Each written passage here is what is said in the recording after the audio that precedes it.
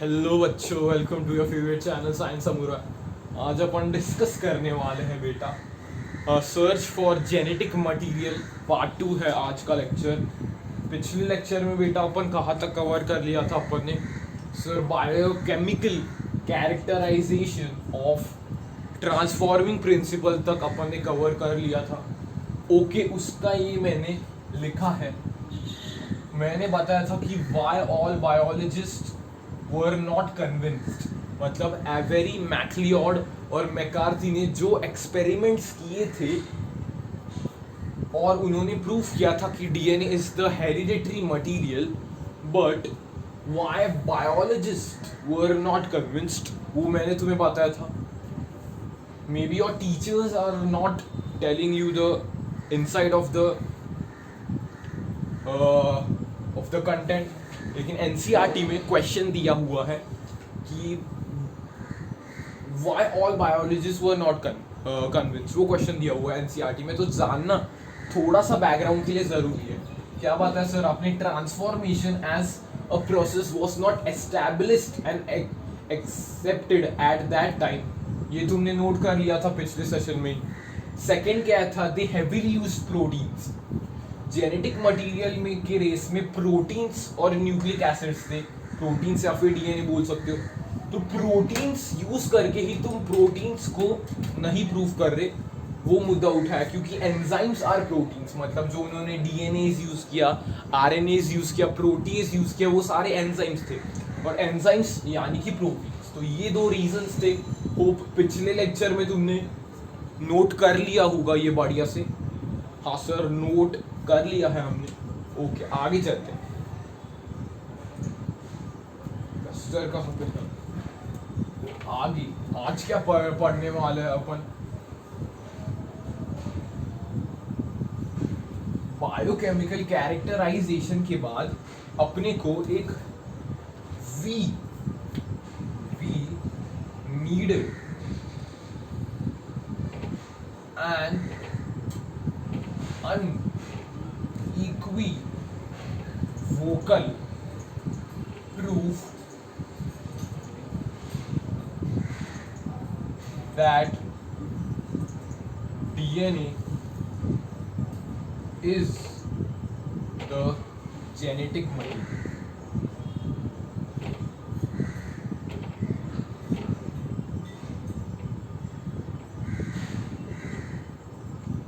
We needed an unequivocal proof that DNA is the genetic material.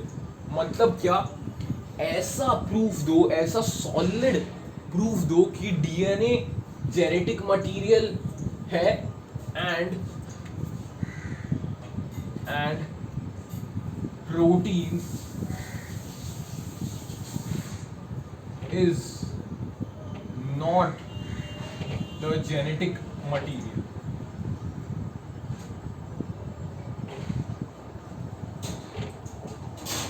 और ये भी बताओ कि प्रोटीन जेनेटिक मटेरियल नहीं है और डीएनए जेनेटिक मटेरियल है। तो सर ये अनइक्विवोकल प्रूफ किन्होंने दिया? ये अनइक्विवोकल प्रूफ किन्होंने दिया? पहले बेटा बैकग्राउंड बना रहा हूं मैं तुम्हारा। Background is very important to start something which is conceptual, इसलिए पहले बैकग्राउंड बनाओ, फिर एनसीईआरटी वगैरह की रीडिंग लगा के समझो। We needed an unequivocal proof that DNA is the genetic material and protein is not genetic। मतलब काउंटर थ्योरी जो मैंने कॉन्सेप्ट तुम्हें प्रीवियस लेक्चर का बताया था। और जेनेटिक्स ऐसा टॉपिक है कि लाइन वाइज तुम्हें जाने का है। ग्रिफिथ्स एक्सपेरिमेंट, बायोकेमिकल कैरेक्टराइजेशन, फिर ये टॉपिक। सो इसलिए प्रीवियस लेक्चर देख के आना, लिंक डालता हूँ डिस्क्रिप्शन में, देख सकते हो। तो अनइक्विवोकल प्रूफ किसने दिया, किन्होंने दिया unequivocal proof? Unequivocal proof was given by Alfred Hershey and Martha Chase. Unequivocal proof was given by Alfred Hershey and Martha Chase। इन दो साइंटिस्ट ने अनइक्विवोकल प्रूफ दिया। सर डेट ओके, डेट क्या है याद करने की कोशिश करो, 1952। याद कर लो, ये डेट इंपॉर्टेंट है, 1952। पिछले की डेट से रिकॉल करने की कोशिश करो। Griffith's experiment 1928, biochemical characterisation 1933 to 1944, 11 years of research.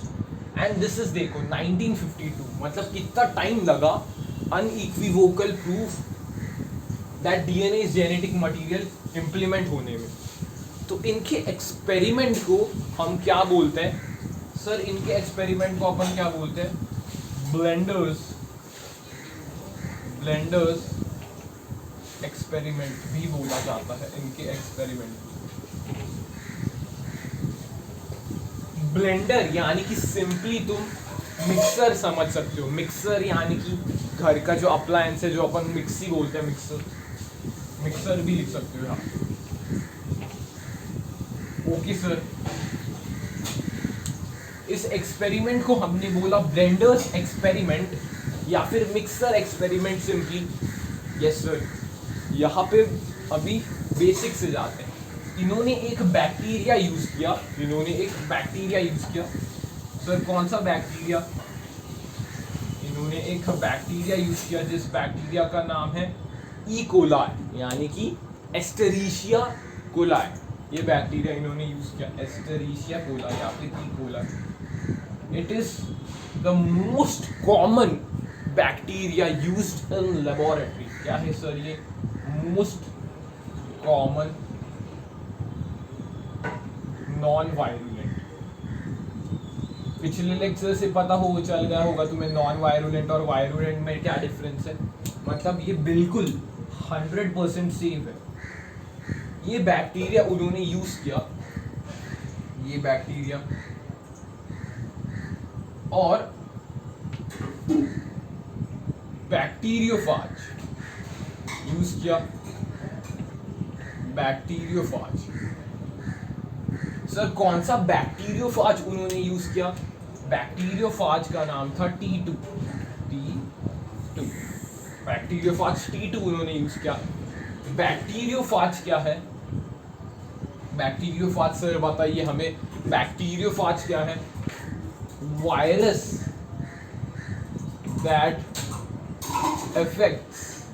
that affects bacteria।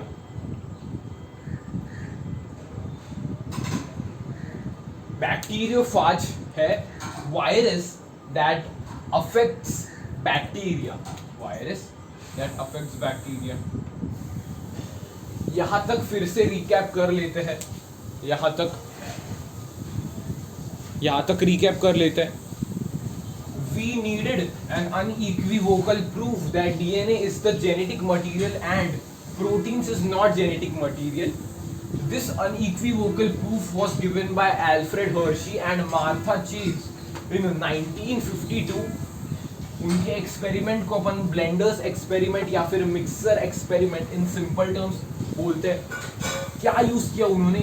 Bacteria use किया, E coli, Escherichia coli, which is most common bacteria used in laboratory, which is non-virulent, that is 100% safe.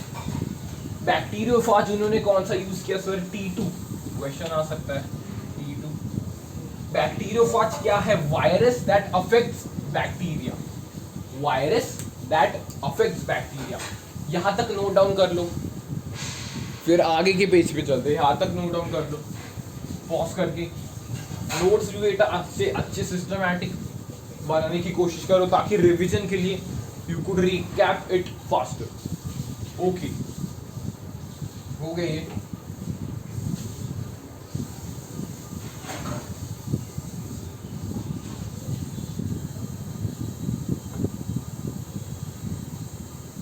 तो क्या बोला sir आपने? Bacteriophage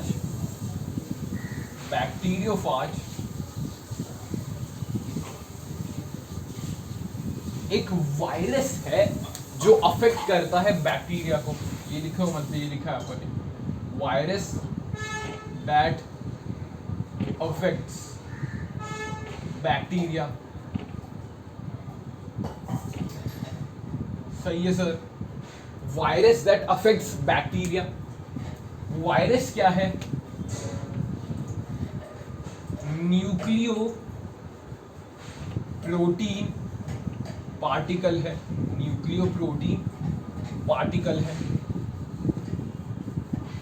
मतलब उसके अंदर एक genetic material है और एक प्रोटीन कोड से वो कवर्ड है। ये अपन ने 11th स्टैंडर्ड में बायोलॉजिकल क्लासिफिकेशन में पढ़ा था कि बैक्टीरियोफाज का अपन ने स्ट्रक्चर भी देखा था। तो ऐसा स्ट्रक्चर रहता है उसका, इस शेप में।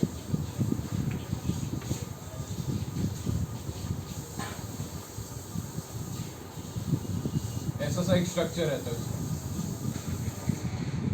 बैक्टीरियोफाज का, जिसके अंदर यहाँ पे जेनेटिक मटेरियल पाया जाता है या फिर न्यूक्लिक एसिड बोल सकते हो। मतलब ये क्या है बाहर का, this is a protein coat, ये प्रोटीन से बना हुआ है, और अंदर का है न्यूक्लिक एसिड विच में भी आरएनए और डीएनए कुछ भी हो सकता है। तो this is nucleic acid, nucleic acid. सही है सर। तो प्रोटीन्स क्या है, यहां पे आ जाओ। प्रोटीन्स क्या है sir? Proteins are polymers, proteins are polymers of amino acids, amino acids. Proteins are polymers of amino acids. Polymers मतलब क्या? अमाइनो एसिड्स जुड़ के प्रोटीन्स बनाते हैं, मतलब पॉलीमराइज करते हैं to form proteins, amino acids. Okay. Nucleic acid क्या होता है? न्यूक्लिक एसिड क्या होता है सर बताइए। इंट्रोडक्शन में अपन ने पढ़ा था nucleic acids are polymers of nucleotide. Nucleotide के 3 कंपोनेंट्स याद करने की कोशिश करो सर। न्यूक्लियोटाइड के 3 कंपोनेंट्स है अपने पास। एन बेस यानी कि नाइट्रोजनस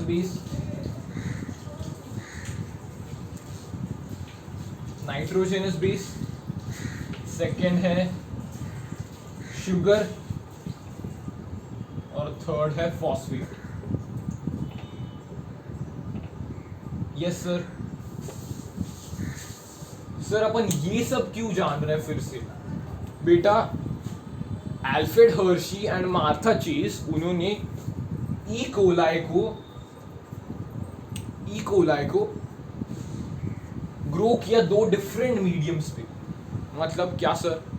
मतलब उन्होंने रेडियो एक्टिव बैक्टीरियोफाज के केस में उन्होंने बैक्टीरिया लिया अपना ई कोलाई, और बैक्टीरियोफाज में उन्होंने 2 डिफरेंट यूज किया, एक रेडियो एक्टिव प्रोटीन और एक रेडियो एक्टिव डीएनए।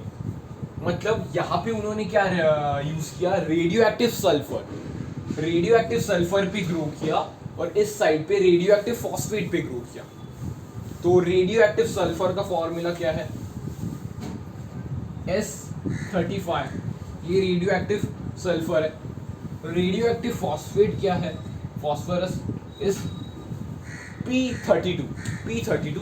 तो यहां से देख लो, तुमने 11th स्टैंडर्ड में पढ़ा था कि अमाइनो एसिड्स में भी सल्फर कंटेनिंग, मतलब ये सल्फर कंटेन कर सकते हैं। लेकिन क्या न्यूक्लिक एसिड में सल्फर जैसा कुछ दिख रहा है? नहीं सर, नहीं दिख रहा। तो ये sulphur containing radio active sulphur ये प्रोटीन्स के तरफ चला जाएगा, और ये फॉस्फोरस अपना ये क्या है? रेडियो एक्टिव है, तो ये फॉस्फेट पे चला जाएगा।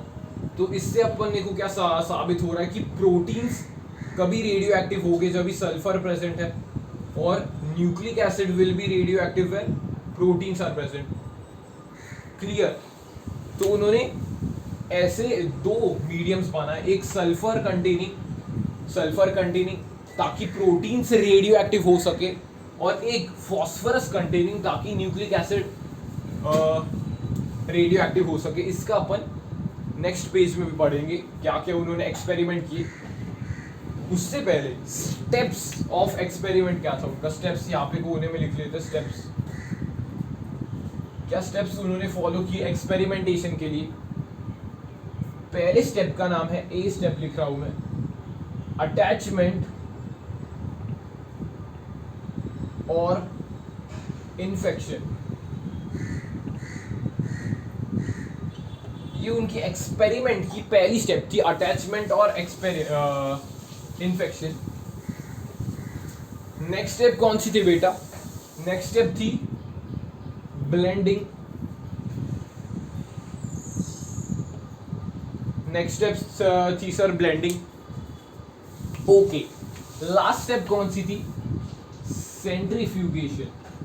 सेंट्रीफ्यूगेशन मतलब ABC से तुम याद कर सकते हो, अटैचमेंट, ब्लेंडिंग, सेंट्रीफ्यूगेशन। ये उनके 3 स्टेप्स थे जिनमें उन्होंने ब्लेंडर्स एक्सपेरिमेंट परफॉर्म किया। What were the 3 steps? Attachment और इन्फेक्शन, ब्लेंडिंग एंड सेंट्रीफ्यूगेशन। ये शायद से लास्ट में थोड़ा सा छोटा हो गया, इसलिए जूम करता हूँ यहाँ पे। नोट कर लो, ये सब स्टेप्स नोट कर लो, तब तक मैं रिवाइज करवाता हूँ। क्या बोला सर आपने? बैक्टीरियोफाज क्या है? Virus that affects bacteria. Virus क्या है? न्यूक्लियोप्रोटीन पार्टिकल है। न्यूक्लियोप्रोटीन मतलब न्यूक्लियो माने न्यूक्लिक एसिड रह सकता है, RNA या DNA।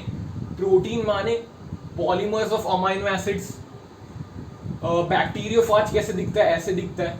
यहाँ पे प्रोटीन कोट रहता है उसके बाहर, और अंदर न्यूक्लिक एसिड रहती है, RNA या फिर DNA। तो सर ने बेसिक्स रिवाइज किए। Proteins are polymers of amino acids, nucleic acids are polymers of nucleotide. Nucleotide में 3 कंपोनेंट्स होते हैं, nitrogenous base sugar phosphate. Nitrogenous base sugar phosphate. तो उन्होंने इसको 2 मीडियम में ग्रो किया। कल्चर प्लेट जो अपन बोलते हैं उस पर ग्रो किया उन्होंने। तो सल्फर, रेडियो एक्टिव सल्फर जब भी उन्होंने लिया तो प्रोटीन्स सल्फर पकड़ेगा। अमाइनो एसिड सल्फर कंटेनिंग हो सकते हैं, तो समझ लो ऐसे अमाइनो एसिड्स ये सल्फर पकड़ेंगे तो प्रोटीन्स वो रेडियो एक्टिव हो जाएंगे। मतलब जो प्रोटीन कोट है वो रेडियो एक्टिव हो जाएगा। न्यूक्लिक एसिड के पास सल्फर है क्या? नहीं, तो न्यूक्लिक एसिड नहीं पकड़ेगा सल्फर। लेकिन जब भी अपन ने फॉस्फोरस पे ग्रो कराया, फॉस्फोरस मीडियम पे रेडियो एक्टिव फॉस्फोरस लिया, तो फॉस्फेट मतलब पी, फॉस्फेट का फॉर्मूला लिख के बताता हूँ अगर बेसिक्स से तुम्हें जानेंगे। PO4 3-, पी माने फॉस्फोरस। तो रेडियो एक्टिव फॉस्फोरस फॉस्फेट के पास जाएगा। फॉस्फेट के पास जाएगा तो DNA will be radio active. लेकिन क्या अमाइनो एसिड्स में फॉस्फोरस होता है? फॉस्फोरस कंटेनिंग अमाइनो एसिड है क्या? कौन सा? नहीं है, तो this protein will not be radio active. Next क्या बोला सर ने? स्टेप्स क्या है? स्टेप्स क्या है? ब्लेंडर्स एक्सपेरिमेंट के स्टेप्स क्या है? स्टेप्स बच्चों 3 स्टेप्स है, अटैचमेंट और infection, blending and C is centrifugation. ABC से याद कर सकते हो, अटैचमेंट, ब्लेंडिंग, सेंट्रीफ्यूगेशन। नोट कर लिया ये। अभी मोस्ट इंपॉर्टेंट एक्सपेरिमेंट पे अपन जाने वाले हैं। पहले आइडिया हो गया क्या क्या उन्होंने यूज किया। बैक्टीरिया यूज किया उन्होंने, ई कोलाई। बैक्टीरियोफाज यूज किया उन्होंने, बैक्टीरियोफाज T2 यूज किया उन्होंने। अभी अपन पूरा इम्प्लीमेंट करेंगे उनके एक्सपेरिमेंट से और इजी वे में अंडरस्टैंड करेंगे, सिंपल वे में। ओके,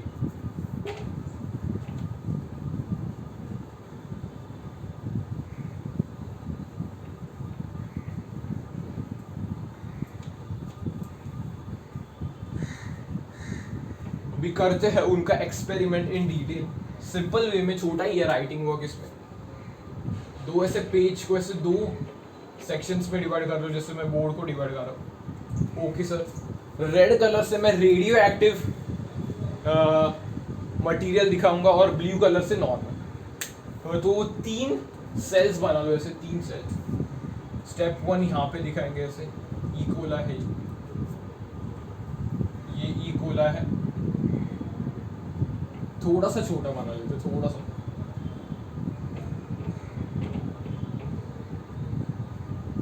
ऊपर से स्टार्ट करके थोड़ा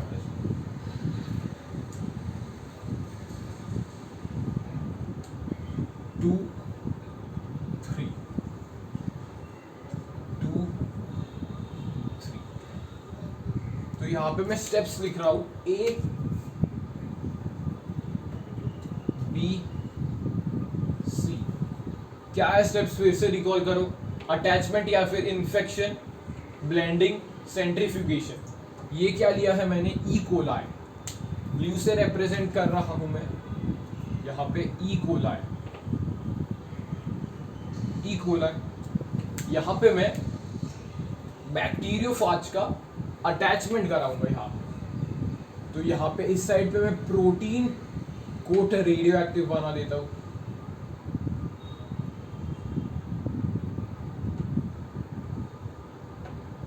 प्रोटीन कोट रेडियो एक्टिव बना रहा हूँ, और ये जेनेटिक मटेरियल है अपना जो मैंने ब्लू से बना है।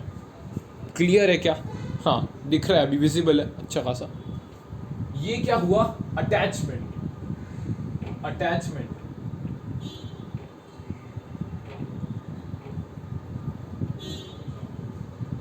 अटैचमेंट यानी इन्फेक्शन हुआ। ओके, फिर उसके बाद ब्लेंडिंग होगी। ब्लेंडिंग होने के मतलब क्या है, कंटेंट्स ये ई कोलाई के अंदर ड्रॉप करेगा। मतलब क्या, कैसे सर, थोड़ा सा ये दूर चला जाएगा और कंटेंट्स ये यहाँ पे डालेगा जेनेटिक मटेरियल। इसको अपन क्या बोलते हैं सर, ब्लेंडिंग।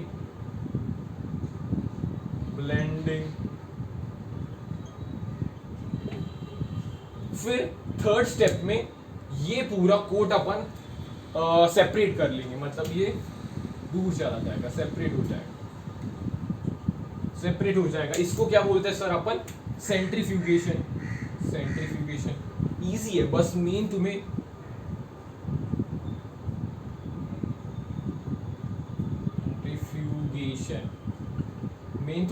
इजीली एनालाइज करने का है, डायग्रामेटिक वे में कैसे कैसे हुआ, अंडरस्टैंडिंग के लिए इजी है। इस साइड पे मैंने क्या किया, रेडियो एक्टिव प्रोटीन लिया मैंने, रेडियो एक्टिव प्रोटीन, और ये नॉर्मल डीएनए है। इससे मैंने एक्सपेरिमेंट किया, उन्होंने Alfred Hershey and Marsa chase ने एक्सपेरिमेंट किया। ओके, एक्सपेरिमेंट किया उन्होंने, और अटैचमेंट यानी कि इन्फेक्शन, मतलब ई कोलाई को अटैक किया बैक्टीरियोफाज T2 ने, तो ये अटैचमेंट फेज अपन ने दिखाया। ब्लेंडिंग में ये कंटेंट्स जो डीएनए यानी कि जो जेनेटिक मटेरियल है, सिंपली वो बैक्टीरिया के अंदर एंटर कर गया, और सेंट्रीफ्यूगेशन में अपन ने जो लेफ्ट आउट पार्ट है उसको सेपरेट कर दिया, और यहाँ पे सिर्फ जेनेटिक मटेरियल बचा। क्लियर है? नेक्स्ट में मैंने नॉर्मल प्रोटीन कोट ले लिया है, नॉर्मल प्रोटीन कोट, और रेडियो एक्टिव जेनेटिक मटेरियल लिया है, radio active genetic material. Okay sir, radio active genetic material, ये कौन सी स्टेप हो गई, अटैचमेंट। अटैचमेंट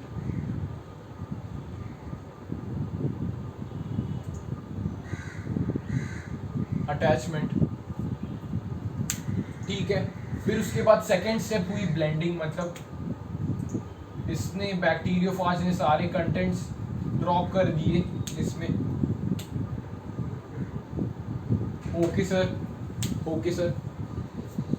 यहाँ पे सेंट्रीफ्यूगेशन हुआ कि ये अपन ने सेपरेट कर दिया, दूर सेपरेट कर दिया, बाहर फेंक दिया, और ऐसे। तो ये स्टेप सेकेंड वाली कौन सी थी, ब्लेंडिंग। ये कौन सी थी, सेंट्रीफ्यूगेशन।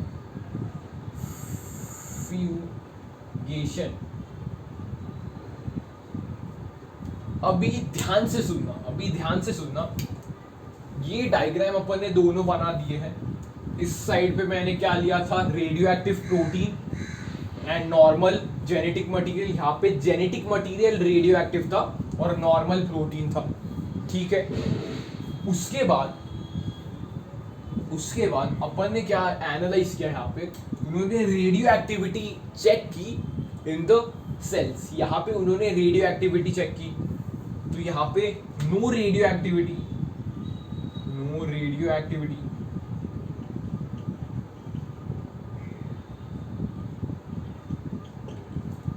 और यहाँ पे उन्होंने जब भी रेडियो एक्टिविटी चेक की तो रेडियो एक्टिविटी फाउंड हुई।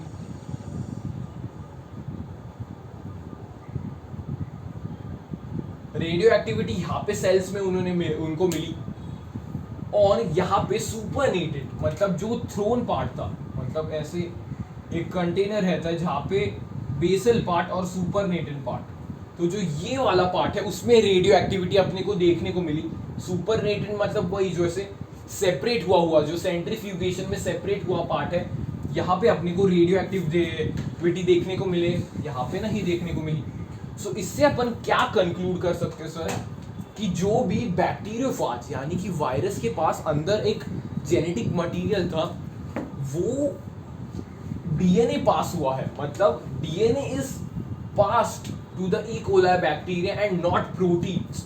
मतलब हेरिडेटरी कैसे हो सकता है एक सब्सटेंस जब भी वो पास होता है, जब भी वो पास हो सकता है। तो बैक्टीरियोफाज इस साइड में इसने प्रोटीन्स को अंदर नहीं पास किया, प्रोटीन्स तो बाहर सेग्रीगेट हो गए, मतलब प्रोटीन्स जेनेटिक मटेरियल नहीं है। लेकिन इस केस में DNA is the genetic material because ये अंदर जा रहा है एंड ये ई कोलाई बैक्टीरिया में दिखाई दे रहा है that the DNA is the substance which enters into the bacteria. यहाँ से अपन ने कंक्लूड किया कि प्रोटीन्स सेल्स के अंदर नहीं घुसे, ई कोलाई में प्रोटीन नहीं घुसा बल्कि डीएनए ई कोलाई के अंदर घुसा, और DNA is the genetic material, ये उन्होंने बताया। तो this was an unequivocal proof, मतलब यहाँ से कोई भी साइंटिस्ट पॉइंट आउट उन्हें नहीं कर पाया कि क्या गलत है, बिकॉज एवरीथिंग वाज परफेक्ट। कि प्रोटीन्स क्यों नहीं है, क्योंकि proteins got separated, proteins did not enter the bacteria while genetic material is pass, मतलब DNA is pass to the bacteria. तो ये था सिंपल एक्सपेरिमेंट जो अपन ने डिस्कस किया है। कौन सा sir? Alfred Hershey and Martha chase experiment की कभी किया उन्होंने 1952 में। इसको अपन बोलते हैं ब्लेंडर्स एक्सपेरिमेंट, क्योंकि इन्होंने ब्लेंडिंग यूज की, ब्लेंडिंग, सेंट्रीफ्यूगेशन, ये 3 स्टेप्स उन्होंने यूज किए, अटैचमेंट और इन्फेक्शन, ब्लेंडिंग और सेंट्रीफ्यूगेशन। और उन्होंने बैक्टीरिया ई कोलाई का यूज़ किया और बैक्टीरियोफाज T2 का यूज़ किया। उन्होंने अनइक्विवोकल प्रूफ दिया कि DNA is the genetic material. यहाँ पे लिख देता हूँ क्या बात है, उन्होंने DNA is the genetic material,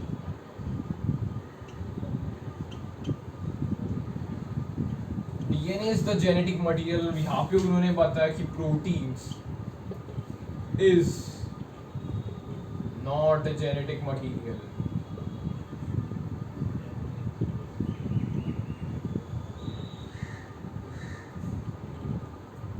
So ये था इम्पॉर्टेंट एक्सपेरिमेंट जो अपन ने आज डिस्कस किया। अगले लेक्चर में अपन डिस्कस करने वाले, अभी तो अपने को पता चल गया, अभी अपनी सर्च खत्म हो गई कि DNA is the genetic material, या अपन ने इस एक्सपेरिमेंट से कंक्लूड किया।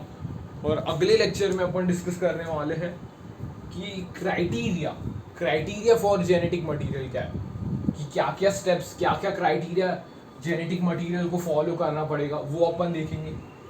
और उसी लेक्चर में कंसोलिडेट करने की कोशिश करेंगे आरएनए वर्ल्ड का टॉपिक, क्योंकि वो छोटा ही टॉपिक है, इसलिए वहाँ पे कंसोलिडेट करेंगे।